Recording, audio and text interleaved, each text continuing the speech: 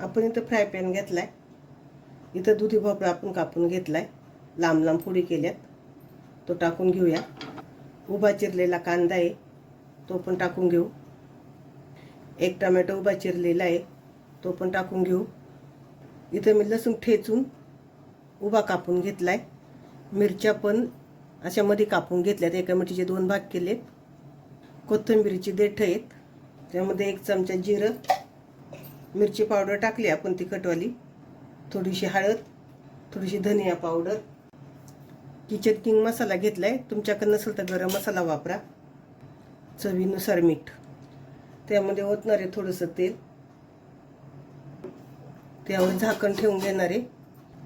आता हे सगळं आपण बारीक गॅसवर शिजवून घेणार आहे. 5 मिनिटं झालेत, आपण काढूया. मिक्स करून घ्यायचं.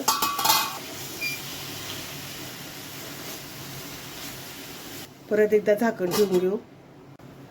आपण झाकण काढूया, मिक्स करू.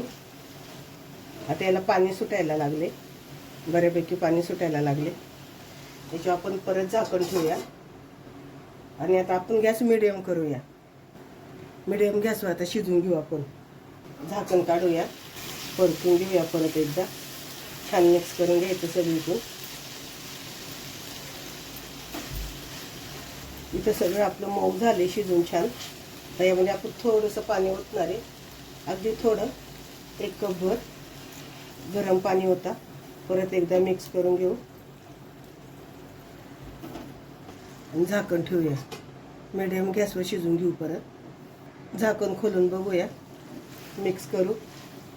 इथं भाजी आपली शिजली आहे, भोपळ्याचा एकदम गाळ झाला आहे. त्यावरती थोडीशी कोथिंबीर, परत एकदा मिक्स करू.